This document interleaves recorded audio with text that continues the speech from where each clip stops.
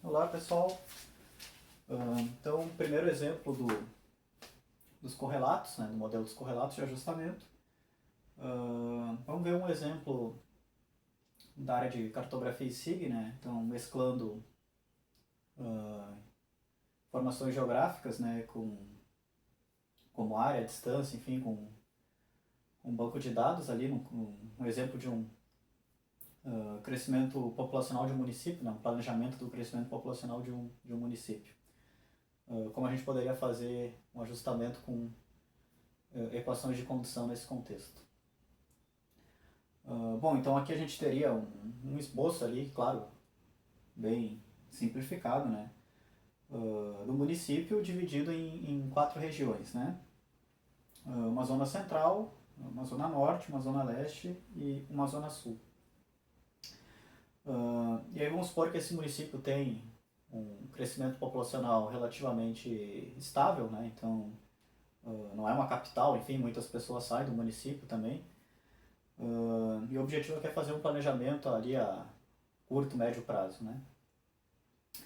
Bom, aí a gente tem as 4 regiões no município, com a população em cada uma, né?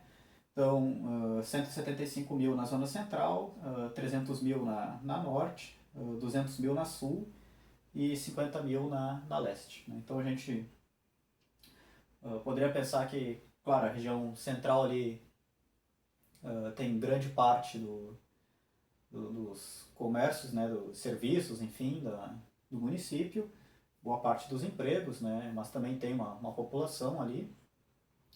A Zona Norte ficaria ali o grosso da população, né, da mão de obra. A Zona Leste já seria uma zona mais afastada, mais rural, uma área de preservação, enfim, ou grandes imóveis rurais ali para agricultura, pecuária, etc. Né? E a Zona Sul, uma região mais próxima do centro, ali também com uma alta densidade populacional, né? Podemos dizer com classes um pouco mais altas, por exemplo, que a Zona Norte, por exemplo. Né? Bom, aí nós teríamos a área de cada uma dessas regiões, né? Em quilômetros quadrados, e a distância do centroide, né? Do centro dessa região, a zona central, o centroide da zona central. Claro, no caso do centro seria zero, né? Então a zona sul ali um pouco mais próxima, depois a zona norte, né? E a zona leste mais afastada. Bom, se a gente for somar, né, os valores de população aqui, de cada região, aqui a gente está trabalhando com uma incerteza de 2%, né, em cada um dos valores ali. Então, por exemplo, mais ou menos 1.000 habitantes para 50 mil, né? Então para 100 mil seria 2 mil, né? Então essa margem de incerteza, que a gente pode assumir como desvio padrão, né, de 2% da população ali de cada região, de cada bairro. Mas se a gente somar os valores dessas populações, a gente vai chegar em 725 mil. E vamos supor que o município esteja fazendo um planejamento, né, futuro para quando ele iria possuir 750 mil habitantes, né, ou seja, 25 mil habitantes a mais do que ele possui atualmente. Então esse é o planejamento. E aí, esse planejamento tem que ser feito da seguinte forma aqui, né? São basicamente 3 condições a serem satisfeitas. A primeira, claro, né? Quando a gente somar a população total dos bairros, tem que dar 750 mil. De cara a gente já sabe que não dá, né? Dá 725 mil, que é a população atual. Mas isso é considerando já a expansão urbana, né? Expansão populacional. Só que além disso,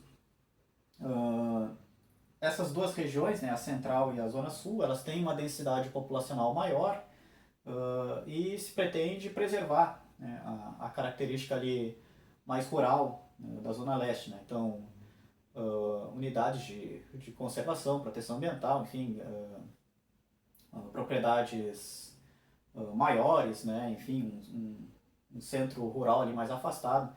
Então, aqui se deseja o seguinte, que a densidade média da zona central e da zona sul, né? Então a densidade dessa região como um todo, densidade demográfica, né? Então habitantes por quilômetro quadrado, seja 10 vezes maior do que a densidade demográfica da zona leste, da zona rural. Então essa condição tem que ser satisfeita.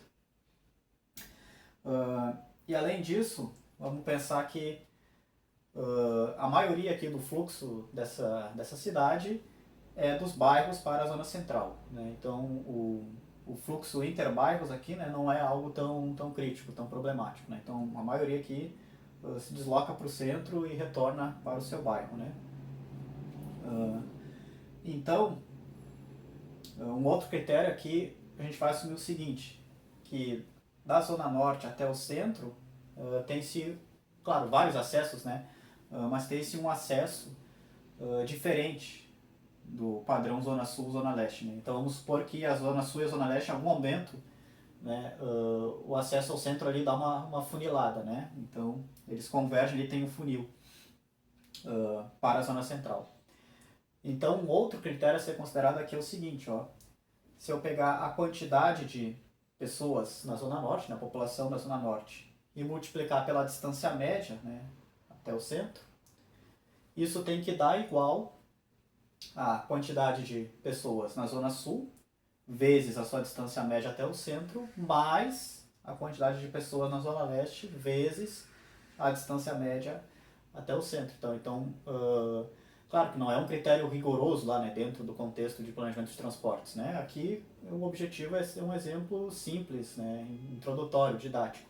Mas enfim, aqui a questão seria ponderar, né, tentar distribuir melhor esse fluxo, né, esse trânsito que haveria, né, entre esses dois acessos principais ao centro, né, zona norte e zona sul e zona leste. Então, os dois critérios aqui são quantidade de pessoas, né, população, mas também, claro, a distância percorrida, né, a distância.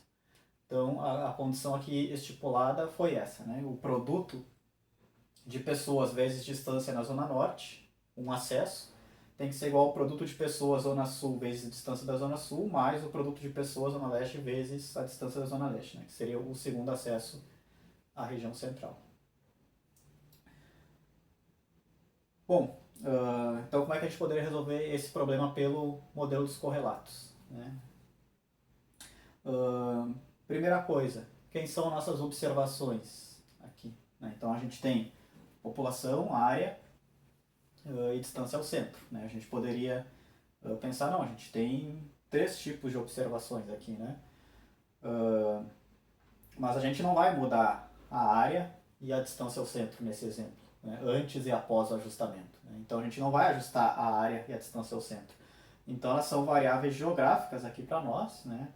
Então a área e a distância ao centro ali de cada zona, que devem fazer parte do ajustamento, porque tem as equações de condição aqui, mas a gente não quer ajustar esses valores, né? A gente não vai mexer na área do município ou fazer um deslocamento radical aqui, enfim, das populações ali que a gente pudesse pensar que mudou a distância daquela região até o centro. Então vão permanecer como constantes, né? Então não entram como observações aqui. A única coisa que a gente quer de fato ajustar, né, é justamente os valores de população em cada bairro aqui. Seja para mais, seja para menos, né? Claro, se a cidade já atendesse a todos esses critérios, a gente ia pegar as 25 mil pessoas a mais que a gente quer comportar aqui, né, e distribuir proporcionalmente entre os bairros, né? Mas justamente não é esse o caso, né? O planejamento aqui é para identificar possíveis deficiências no município, né? Então, após ajustamento, mesmo que na soma, né, a gente vá incrementar 25 mil pessoas, né, pode ser que ainda assim alguns bairros aqui tenham resíduos negativos, né? Ou seja, tem que se pensar em estratégias aqui de deslocar pessoas, né, de uma região para outra. Esse é o critério, né? Esse é o exemplo aqui, para aplicar os correlatos. Então, nesse caso, nós temos 4 observações, que é a população em cada um dos 4 bairros, né? Então, a gente pode colocar até aqui, ó, N igual a 4. 4 observações. E quantas equações de condição nós temos que satisfazer? São 3 condições, né? A soma da população total tem que dar 750 mil. A densidade média da região central e da zona sul tem que ser 10 vezes a densidade demográfica média da zona leste. E a população vezes a distância da Zona Norte tem que ser igual a população vezes distância da Zona Sul, mais população vezes distância da Zona Leste ao centro. Então são 3 condições, né? Então a gente vai ter que formular aqui 3 equações de condição. Só uma pequena correção, né? No vídeo anterior eu tinha dito que o número de equações de condição deveria ser menor ou igual ao número de observações, mas na verdade é até possível ajustar com o mesmo número de equações de condição igual ao número de observações, né? Então nesse exemplo, por exemplo, a gente até poderia trabalhar com 4 equações de condição, que é igual ao número de observações, né? O que não pode é exceder o número de observações. Embora, claro, a gente vai ver em detalhes no próximo exemplo, né? Mas quanto mais equações de condição nós colocamos, né? Existe uma particularidade ali que vai ocorrendo nos correlatos, né? Mas, em um caso geral, é possível estender o número de equações de condição até 4. Inclusive vocês mesmos, né? Depois vocês podem brincar, enfim, com esse exemplo em casa e poderiam adicionar uma quarta condição aqui a mais e ver como é que ficaria o ajustamento, né? Mas nesse caso, então, R igual a 3 equações de condição, N igual a 4 observações, né? Valores observados, que são as populações de cada região, de cada bairro aqui desse exemplo, dessa cidade. Bom, então a gente precisa definir o vetor de observações, y, o vetor erro de fechamento, W minúsculo, né, f de y, a matriz B de derivadas, né, das equações de condição em relação às observações, e a matriz peso, né, a matriz de variância e covariância e a matriz peso das observações. Tendo essas informações, a gente já consegue calcular lá o vetor dos correlatos, e tendo o vetor dos correlatos, a gente consegue calcular o vetor dos resíduos, tendo o vetor dos resíduos, a gente consegue calcular o vetor das observações ajustadas, né? Seguindo aquele roteiro, aquele caso geral que a gente viu na aula anterior, que obviamente vai ser feito em um software computacional, né? Então, para resolver o método dos correlatos, a gente precisa basicamente disso, né? Vetor das observações, vetor erro de fechamento, matriz de derivadas B e matriz peso W. Com esses 4 elementos a gente já consegue resolver o problema. Então, nesse caso, vetor das observações, y de dimensão 4 por 1. Lembrando que a gente segue a mesma notação do modelo paramétrico, né? Só muda o modelo de ajustamento, mas para o que é comum, né, de matrizes e vetores tem a mesma notação. Então, o vetor das observações continua sendo o vetor y, yzinho. Então, aqui tanto faz a ordem, né? Lembrando só que a mesma ordem que eu defini aqui no y, eu tenho que definir depois na peso e também na matriz de derivadas B, né? Bom, vamos supor que vamos seguir a ordem que está aqui na tabela, né? Então, primeiro a população da zona central, depois zona norte, depois zona este, tá faltando ali, zona sul, desculpa, e depois zona leste. Agora que eu... que é um S. Zona sul e zona leste. Então, simplesmente as observações, né? O número de habitantes em cada região. 175 mil na central, 300 mil na norte, 200 mil na sul e 50 mil na leste.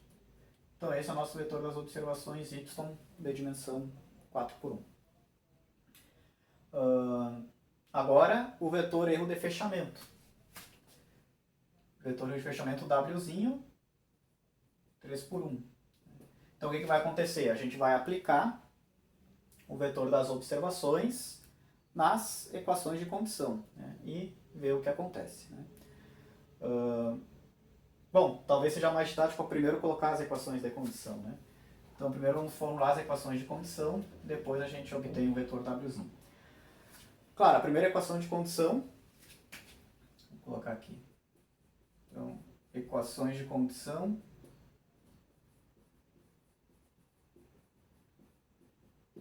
todas elas do tipo f de y ajustado tem que ser zero, né? Então, quando as observações ajustadas forem aplicadas nessas equações de condição, os resultados têm que dar em zero. A primeira delas, a população total tem que ser 750 mil habitantes, ou seja, y1 né? Então, a população da zona central mais Y2, a população da zona norte, mais Y3, população da zona sul, mais Y4, população da zona leste, menos 750 mil. Isso tem que dar zero. Quando ajustadas, né? Porque, claro, depois a gente vai no vetor de fechamento, jogando os valores originais, não vai dar zero. Essa é a primeira equação de condição. Segunda equação de condição, a densidade demográfica média, né, da zona central e da zona sul tem que ser 10 vezes a densidade demográfica da zona leste. Então aqui a gente vai fazer o seguinte, ó, a gente vai pegar a população da zona central, Y1, e dividir pela área da zona central, né, 80,8 quilômetros quadrados. Então aqui a gente vai dividir população por quilômetros quadrados. Vai ter a densidade demográfica, né? Habitantes, população, enfim, moradores por quilômetro quadrado. Mais agora a densidade demográfica da zona sul, né? Então é Y3 dividido pela respectiva área, 65 quilômetros quadrados. Só que se eu simplesmente somar as duas, né, eu vou estar duplicando, né? Então aqui eu tenho que dividir por 2. Né? É a mesma coisa que multiplicar por 1/2. Por quê? Porque daqui eu vou extrair a média, a densidade demográfica média. Densidade demográfica da zona central mais densidade demográfica da zona sul. Dividido por 2, eu tenho a densidade demográfica média de toda essa região. Então, isso menos 10 vezes a população da zona leste, Y4, dividido pela área da zona leste, né? 191,9. Isso tem que dar zero. Então, densidade demográfica média, região central mais zona sul, tem que ser igual a 10 vezes a densidade demográfica da zona leste. Segunda equação de condição. E por fim, é a questão ali do produto, né? População versus distância. Da zona norte tem que ser igual ao produto versus distância da zona sul e da zona leste. Então, como é que ficaria a nossa terceira equação de condição? Zona norte, Y2, né? Então, Y2 vezes a distância média, né, da zona norte ao centro, 10,6. Menos população da zona sul, Y3. Vezes distância média da zona sul ao centro, 8,94. Menos população da zona leste, Y4. Vezes distância, né? Zona leste ao centro, 20,1. Então, isso tem que dar zero. Aqui, sempre, né? Quando ajustado, após o ajustamento.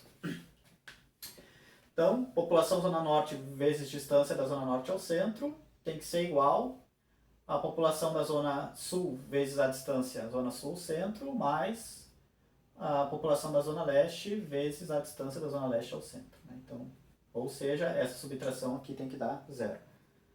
Temos aqui as nossas três equações de condição. Após o ajustamento, né? Agora, se a gente jogar os valores observados, né? Então, ou seja, os valores da população atual que a gente tem, isso aqui vai dar naturalmente diferente de zero. Vai ser o meu vetor erro de fechamento. Então, agora a gente pode aplicar aqui o nosso vetor erro de fechamento W minúsculo, dimensão 3/1. Então, primeiro caso, a gente vai simplesmente somar as populações, né? 175 mil mais 300 mil mais 200 mil mais 50 mil menos 750 mil.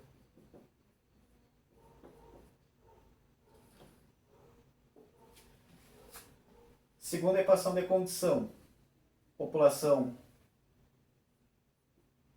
do centro, 175 mil, dividido pela área do centro, né?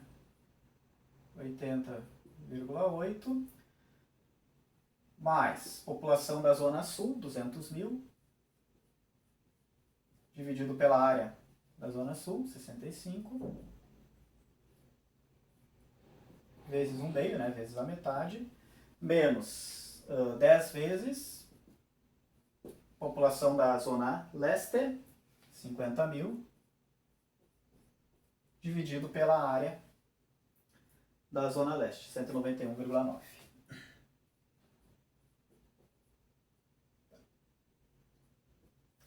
E terceira equação de condição, população da zona norte, 300 mil, vezes a distância ao centro da zona norte, 10,6, menos população da zona sul, 200 mil, vezes a distância dessa população ao centro, 8,94, menos população da zona leste, 50 mil, vezes a distância dessa população ao centro, 20,1. Então aqui temos nosso vetor erro de fechamento W minúsculo. Eu não vou fazer essas continhas, né? Claro, a primeira a gente já sabe, né? Se somar aqui vai dar 725 mil, menos 750 mil. A gente sabe que o primeiro elemento do vetor erro de fechamento vale menos 25 mil. Tá? Os demais, aqui vai dar 15,86 e aqui vai dar 387 mil. Então esse é o nosso vetor erro de fechamento W minúsculo, né? Falta 25 mil pessoas, né? A gente vai ter que aumentar. E aqui, enfim, aqui já fica meio difícil de interpretar, né? A densidade demográfica média aqui estaria 15,86 habitantes por quilômetro quadrado, mais ou menos, maior do que o ideal, né? Para ficar ali 10 vezes a da zona sul. E aqui é o produto, né? Pessoas, distância. Então temos um excesso aí de 387 mil, né? Então, pessoas vezes distância em relação à zona sul e zona leste. Vetor erro de fechamento. Deu diferente de zero, né? Após o ajustamento, aí ele tem que dar zero, né? Aí a gente confere depois lá no software. Então, vetor das observações Yzinho já foi. Vetor erro de fechamento Wzinho já foi. Falta a matriz B de derivadas e a matriz peso, né? O inverso da matriz de covariância. Vamos até começar com a matriz B de derivadas agora. Vamos só dividindo aqui para depois não confundir, né? Aqui é o W, aqui as equações de condição. Vamos fazer primeiro a matriz de derivadas B, modelo linear, derivada simples. Depois a gente faz a matriz peso. Também nesse caso, né, vai ser inverter uma matriz diagonal, também não vai ser grande problema. Então vamos lá. Matriz B. Matriz B vai ter dimensão 3 por 4. 3 equações de condição, 4 observações. E aí vai corresponder às derivadas de cada observação em relação a cada equação de condição. Né? Primeira equação de condição, y1 mais y2 mais y3 mais y4 menos 750 mil. Então, como é que ficariam essas derivadas? Né? Então, vamos poder botar aqui, ó, y1, y2, y3 e y4. Em relação a y1, 1. Né? Em relação a y2, 1. Em relação a y3, 1. Em relação a y4, 1. Quando o modelo é linear, como os exemplos que a gente viu do modelo paramétrico da aula anterior que a gente está vendo hoje, e vamos ver também na próxima aula, na verdade as derivadas é simplesmente os coeficientes, né? Os coeficientes que multiplicam cada observação. Né? Se não tem coeficiente é porque é 1. Né? Se aquela observação não aparece naquela equação de condição, é 0. Né? Em outros casos, né, aí vale aqui o termo que está multiplicando a observação. Né? Essa é a derivada, a taxa de variação do modelo linear.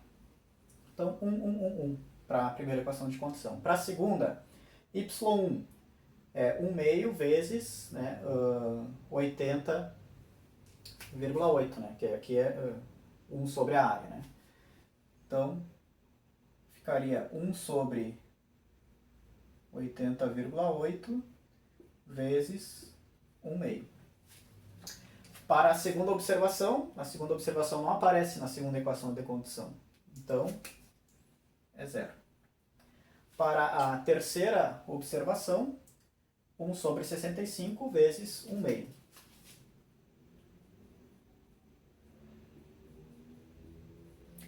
E para a quarta observação, menos o 10, né? Menos 10 dividido por 191,9. Então, menos 10 dividido por 191,9. Então, essa é a matriz de derivadas, né, até a segunda equação de condição. Vamos fazer para a última agora.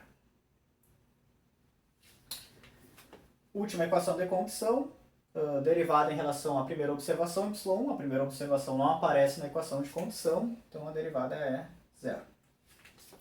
Para a segunda observação, a derivada é o coeficiente ali, né? 10,6. Terceira observação, menos 8,94. E quarta observação, menos 20,1. Tá aí. Matriz de derivadas B de dimensão 3 por 4. 3 linhas, 4 colunas. Derivadas das equações de condição em relação a cada uma das observações. Na prática, então a gente vai enumerar as equações de condição em linhas e as observações em colunas, né, seguindo a ordem que a gente definiu para o vetor das observações, e vai simplesmente ver em cada equação de condição qual é o coeficiente daquela observação, né, quando o modelo é linear. Primeiro caso, 1, 1, 1, 1. Né? Segundo caso ali, 1 sobre 80,8 vezes 1 meio para a primeira, a segunda não aparecia, 0, né? E assim por diante. Né? Basicamente tem atenção quanto ao sinal também, né? Eventualmente ele tem um sinal negativo, não pode esquecer ali na matriz de derivadas aquele sinal negativo. Então, matriz de derivadas definida. Falta apenas a matriz peso. Bom, matriz peso, W, vamos fechar aqui, né?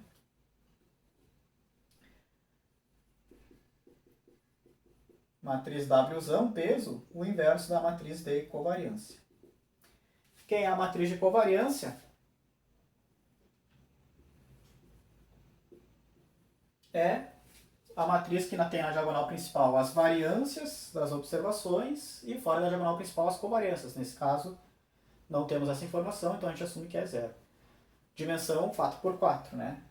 4 observações, então a matriz de covariância das observações tem dimensão 4 por 4. Bom, a gente poderia entrar com 3.500 e 6.000 e 4.000 e 1.000. Mas eu vou entrar com esses valores divididos por 1.000. Né? Vou entrar como 1, 4, 6 e 13,5. Posso fazer isso? Posso. Ó, eu não estou alterando o peso relativo entre elas. Né? Então, se eu pego os desvios padrões e divido por 1.000 para simplificar, como eu estou dividindo todos eles por 1.000, pelo mesmo valor, pelo mesmo escalar, eu não vou alterar o peso relativo, né, entre eles. Só tem que ter atenção depois, que quando se eu quiser, né, ter os desvios padrões das observações ajustadas, né, aí eu tenho que ter em mente que eu tenho que multiplicar eles por 1.000. Né? Por quê? Porque eu dividi o desvio padrão das observações originais por 1.000. Né? Então, só ter atenção quanto à unidade depois lá, mas a gente pode trabalhar com pesos relativos, né, simplificados. Então aqui eu vou considerar, então 13,5 ao quadrado, na primeira, na segunda 6 ao quadrado, na terceira 4 ao quadrado e na última 1 ao quadrado. Fora da diagonal principal, 0, 0, 0, 0, 0, 0, 0, 0, 0, 0, 0, 0. Covariâncias nulas. Essa é a nossa matriz de covariância das observações. Simplesmente pega os desvios padrões e eleva ao quadrado. Nesse caso, dividimos por 1.000 eles para trabalhar com pesos relativos. Né? Como falei, não tem problema, desde que depois lá na frente a gente lembre, né, que a gente tem que multiplicar os desvios padrões das observações ajustadas ou dos resíduos ajustados por 1.000 também. Bom, matriz diagonal, o peso é simplesmente o inverso desses elementos, né? Então, a matriz peso aqui, vou pegar cada um desses valores ao quadrado e inverter. Né? Pesos relativos. Quem tem maior variância, quem tem maior desvio padrão, maior variância, tem menor peso no ajustamento. Né? A mesma lógica que a gente já vai vendo em algum tempo. Né? 13,5 ao quadrado é 12,25. Então, a nossa peso aqui, ó, 13,5 ao quadrado é 12,25. Então vai ficar 1 sobre 12,25. 6 ao quadrado é 36, né? Então 1 sobre 36. 4 ao quadrado, 16. Né? 1 sobre 16. E 1 ao quadrado, 1. Então 1 sobre 1 é 1. E fora da diagonal principal dá peso, 0. 4 por 4. Então, claro, quem tem menor variância, no caso é a população da Zona Leste, né, 1000, vai ter o maior peso aqui, né, o peso 1. Os demais aqui, quanto maior a variância, no caso, aqui tem a maior variância é a Zona Norte, vai ter o peso menor, né, 1 sobre 36. Ponderação relativa. Definimos a matriz peso, Wzão maiúsculo. Definimos a matriz de derivadas B, Bzão, enfim. Definimos o vetor erro de fechamento, Wzinho. E definimos o vetor das observações originais, Yzinho. Então agora a gente já tem todas as matrizes necessárias para resolver o problema no Scilab. Né?